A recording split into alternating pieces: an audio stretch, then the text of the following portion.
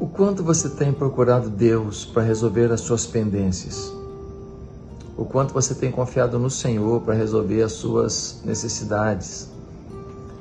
O quanto você tem feito da oração a sua fonte de esperança? Quantos de vocês têm um quarto de oração?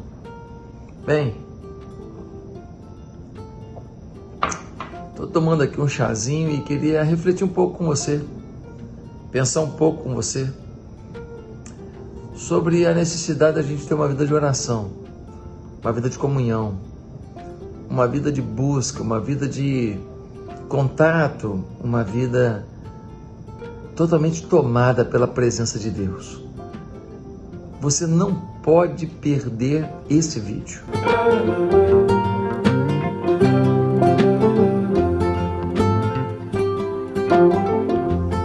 Por hora, se inscreve no meu canal, toca no sininho para receber as notificações que são diárias.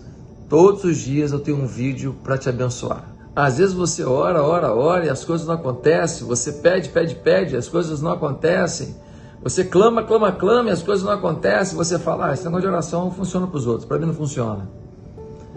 Às vezes a gente até tem um discurso bonito, a oração pode tudo, Deus ouve, Deus faz, Deus acontece. Mas no fundo a gente não acredita.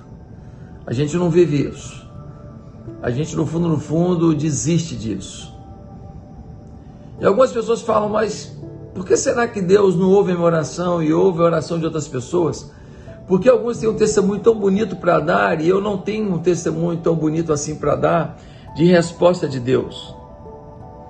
Bem, um dos motivos pelos quais a gente não recebe a resposta de Deus é porque a gente não vive uma vida de justiça.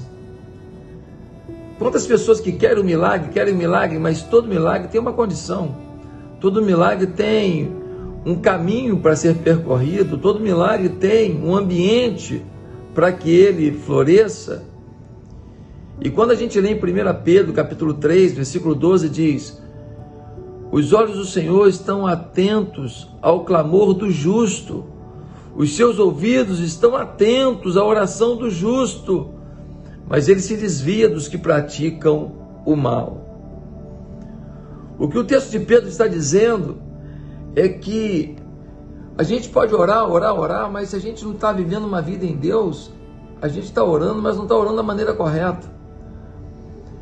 É como se você quisesse comer uma comida gostosa, mas você coloca essa comida gostosa num prato que está contaminado. E então aquela comida que era para te fazer tão bem, ela te faz mal. Por quê? Porque a comida era boa, a comida era fresca, mas ela estava num recipiente contaminado, num recipiente com bactérias, num recipiente com vermes, com coisas imundas. Então, aquilo que poderia te fazer bem, te faz mal. Às vezes nós estamos fazendo muitas coisas boas, mas existem algumas coisas contaminadas na nossa vida. E aquilo que Deus quer fazer para a gente, de bom, de tremendo, de incrível, acaba não acontecendo. Por quê? Porque a gente está mal, a gente está em pecado, a gente está errado. Então Deus não pode nos dar tudo aquilo que Ele gostaria, porque a nossa vida está contaminada.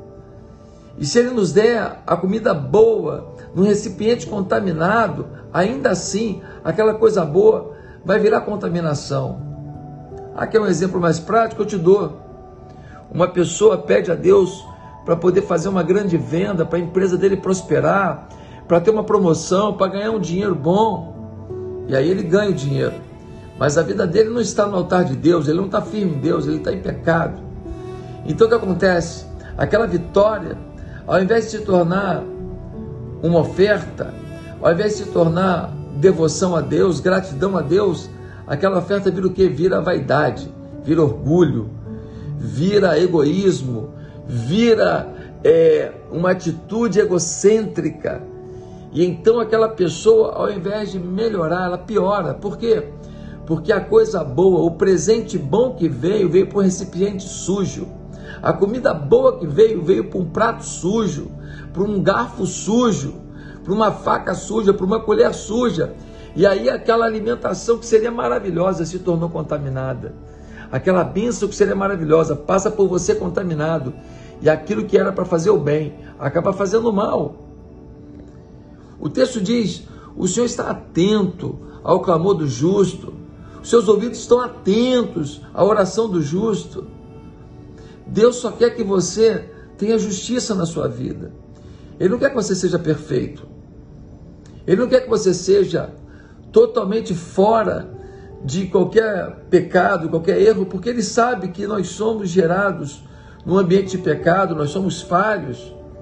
Mas o que Deus espera é que você não se acomode no pecado, que você não viva tranquilo vivendo o pecado, que você deseje de coração realmente superar o pecado, que você deseje de coração ter uma vida digna, honrada, abençoada, de temor e de influência do poder de Deus. E aí ele vai dizer: mas o Senhor resiste aos que praticam o mal. Ele é claro em dizer o seguinte: Deus quer abençoar quem vive na retidão, mas Deus encolhe a sua mão, Deus retém a sua mão para não abençoar quem vive no mal. Há muitas bênçãos que estão retidas sobre a sua vida. Há muitas coisas que Deus já poderia ter feito e Deus está doido para fazer. Deus está desejoso de fazer. Deus está desesperado para fazer, mas Ele só quer que você tenha uma atitude justa.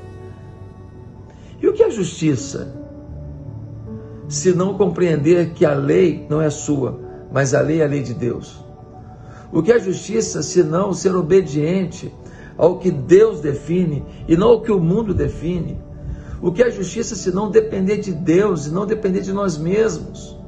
O que é justiça se não aceitar até uma perda, um dano, desde que seja para ter uma vida irrepreensível e que agrade a Deus? Bem, quero terminar esse vídeo dizendo que Deus quer te abençoar, que Deus espera a tua oração, e que quanto mais você orar, mais você vai se purificar. E quanto mais você se purificar, mais sua oração será respondida.